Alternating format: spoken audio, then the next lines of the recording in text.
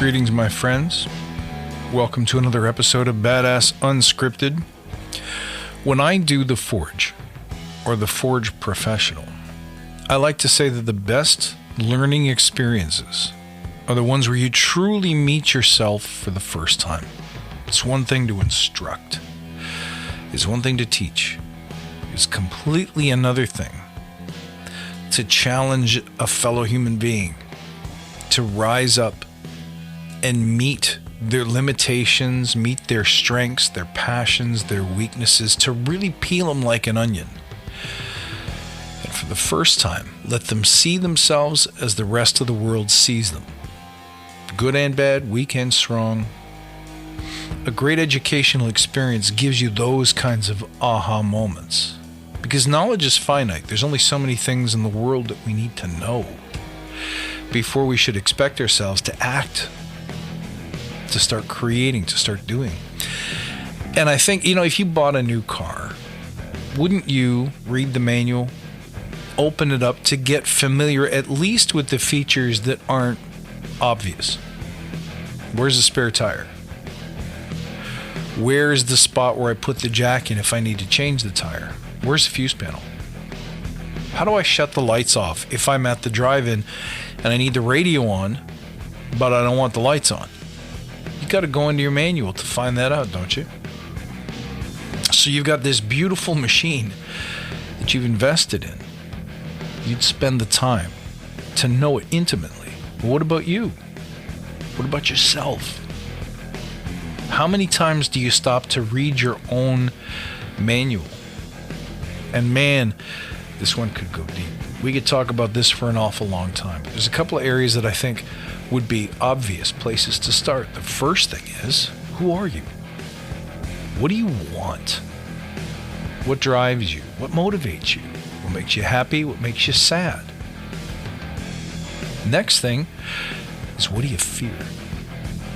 Because believe it or not, a lot of the problems that we struggle with in Agile, a lot of the difficulties that we face in team rooms and boardrooms have everything to do with what we're afraid to do. So, what is it that we're afraid of exposing or having the outer world see? Could it be we're afraid to be seen as incompetent, less than worthy, unintelligent, incapable, as a fraud, as an imposter? So many of us suffer from those kinds of fears, don't we?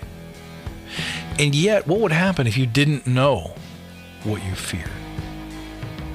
If you don't know what you fear, you give yourself permission to act and react with someone else in the driver's seat of your vehicle.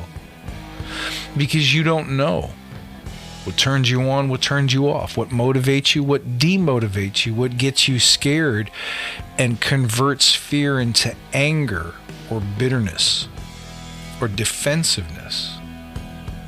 If we never stop and take the time to look at these things, how can we have care and control of this beautiful machine, much less lead other people? I hope that's obvious.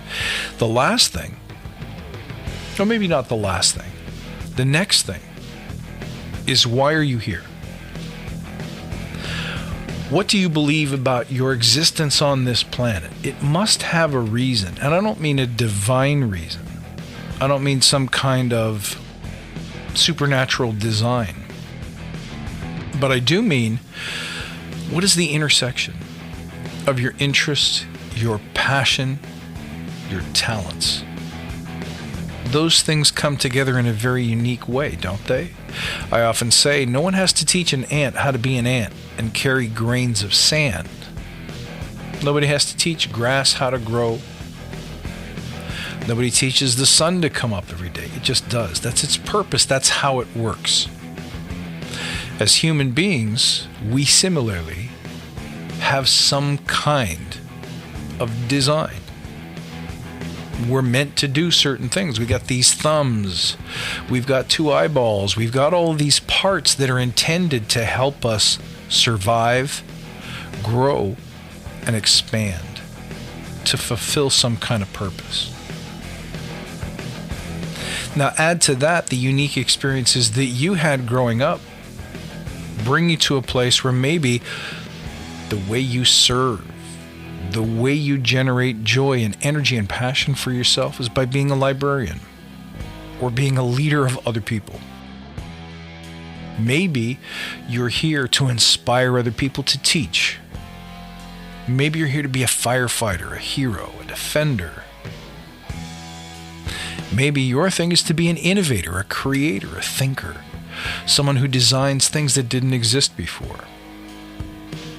Well, which one of those sounds true for you? Or maybe something else I didn't even put on the map. You got to know these things. Because once again, if you don't know them, who's in the driver's seat? Where are you going? All of the things that you do every day at work and beyond, what do they add up to? What are they piling up into? What is it that you're going to leave behind? In terms of your legacy, your impact, your creation in this world. I think the last thing that we should know about ourselves is, what do you believe?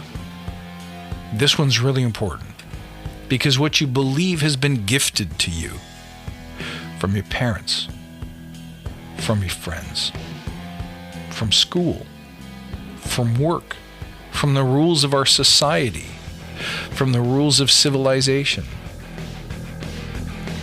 All of those things, all of those teachings are of human design, and they had an intention behind them. Maybe your parents intended those learnings to keep you safe. But there are other people who teach you what they teach you, who create beliefs to keep you still, to keep you down, to keep you quiet. Have you ever heard of one of those? It's better to be seen, not heard, or heard, not seen. People are always telling you who you should be, what you should expect, what you should contribute, what good is, what bad is. If those things were inherited, that means that once again, you may not be in the driver's seat. You have a series of beliefs that conduct your daily action, your daily behaviors, and your daily emotions. And you may not even know what they are. And if you don't know what they are, what if they're not good for you? What if they're not right for you? Would you even know how to see them? And if you could see them, would you know how to turn them on or off so that they serve you?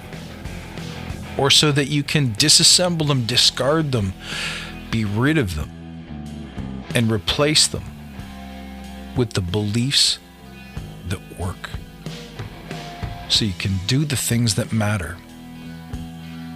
My friends, if you're not already subscribed to this show, make sure you subscribe wherever you listen so that you never miss an episode.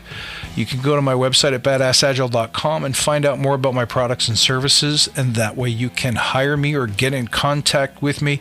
You can find me on social media at badassagile, on Instagram, and on Twitter at badass_agile. I look forward to seeing you next time, and until then, stay badass.